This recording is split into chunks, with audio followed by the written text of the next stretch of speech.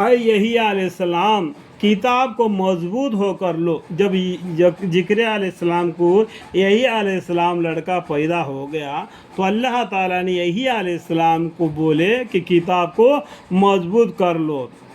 یہاں پر ایک نمبر فائدہ ہے، بعد میں اس کا معذوب دبی معنی لکھا ہوگا، ٹھیک ہے۔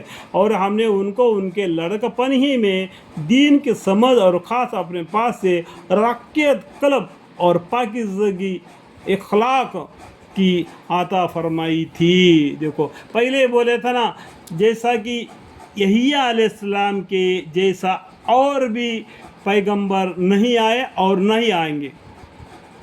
اس طریقے سے اللہ تعالیٰ نے ان کو کتاب کا علم دیا، اور ہم نے اللہ تعالیٰ نے ان کو لڑکپن ہی میں دین کے سمجھ اور خاص اپنے پاس سے رکب قلب مطلب کیا ہے؟ دل، اور پاکیزگی اخلاق چال چلن عطا فرمائی تھی الحمدللہ۔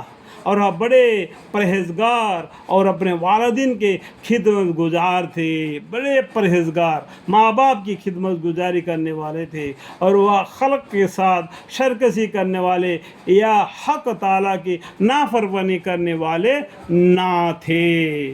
اور ان کو اللہ تعالیٰ کا سلام پہنچے جس دن کے وہ پیدا ہوئے الحمدللہ، اور جس دن کے وہ انتقال کریں گے۔ کیا بولتے ہیں اللہ تعالیٰ؟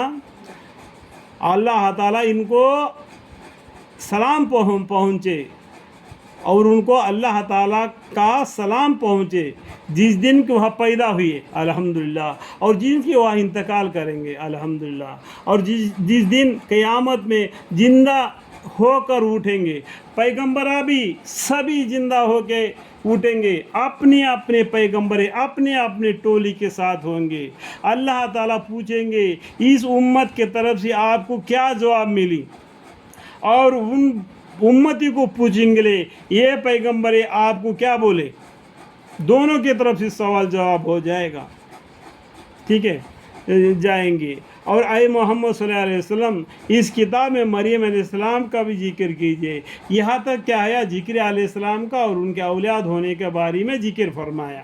اس کے آگے کیا پیغمبر صلی اللہ علیہ وسلم کو فرما رہے ہیں؟ اللہ تعالیٰ وحی کے ذریعہ مریم علیہ السلام کا بھی ذکر فرما رہے ہیں، جبکہ وہ اپنے گھروں سے علیحدہ ہو کر ایک ایسے مکان میں جو کہ مشرق کی جانب تھا غسل کے لیے گئی۔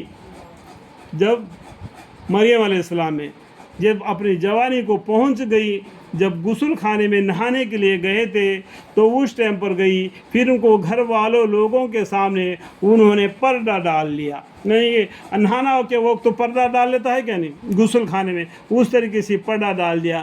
بس اس حالت میں ہم نے ان کے پاس، یعنی ہم نے کا مطلب کیا ہے، اللہ تعالیٰ نے ان کے پاس اپنے فرشتے یعنی جبریل علیہ السلام کو بھیجا۔